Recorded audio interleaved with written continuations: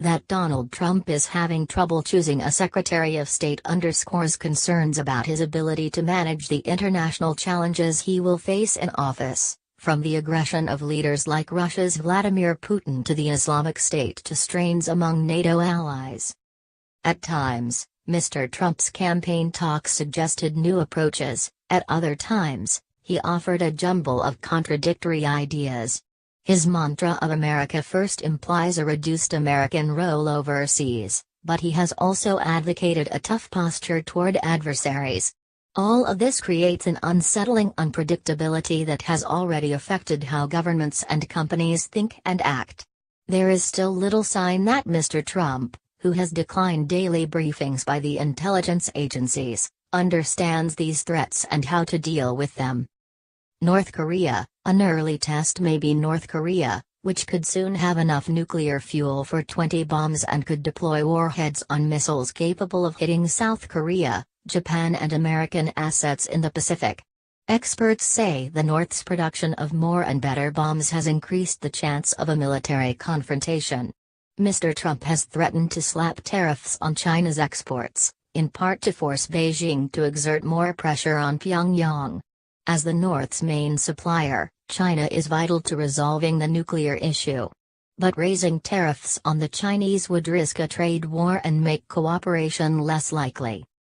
The Islamic State and Syria. American forces are engaged in major battles to liberate Mosul in Iraq and Raqqa in Syria from the Islamic State and are fighting extremists elsewhere, including Mali. Mr. Trump, who has said, "I know more about ISIS than the generals," has not offered any plan beyond "I would bomb the expletive out of him." On Syria, he has talked of abandoning American support for rebels trying to oust President Bashar al-Assad and joining the alliance between Mr. Assad and Russia, Mr. Assad's partner in bombing Syrian civilians.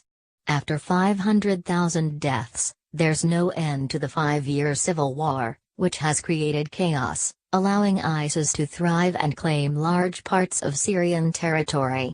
A united effort to fight ISIS would require a peace deal between Mr. Assad and the opposition forces. But Secretary of State John Kerry has not been able to get Russia to push Mr. Assad in that direction. Mr. Trump seems confident he can work with Mr. Putin, but it's unclear that Russia would accept any deal unless Mr. Assad is allowed to remain in power indefinitely, which the Syrians he has brutalized are unlikely to accept. Iran. Mr. Trump has vowed to tear out the 2015 deal under which Iran halted its most dangerous nuclear activities in exchange for the lifting of most international sanctions. The agreement is working, as many of its critics in Congress and the Middle East acknowledge. Mr. Trump, however, has chosen a national security advisor and a CIA director who are both adamantly opposed to the deal, regardless of the consequences of ending it. If it is jettisoned, Iran would almost certainly resume its nuclear program. America's partners in the agreement, Britain, France, Germany, Russia and China, will not reimpose sanctions as part of Mr. Trump's quixotic quest for some better deal, and American businesses will be further disadvantaged in the competition for Iranian markets. This is the kind of self-made crisis a new president cannot afford. Iranian moderates open to engagement with the West are battling for power against anti-Western hardliners. The hardliners hope to exploit Mr. Trump's hostility to ensure that President Hassan Rouhani, who negotiated the nuclear deal, is defeated for re-election next year. It should matter to America which side prevails. Nuclear proliferation. Mr. Trump will soon command America's nuclear arsenal. In the campaign, he spoke casually about possibly retaliating against the Islamic State with a nuclear weapon and about Japan, South Korea and Saudi Arabia possibly developing their own nuclear arsenals instead of relying on defense alliances with the United States. Since World War II, the United States has sought to prevent nuclear war and the expansion of nuclear arsenals.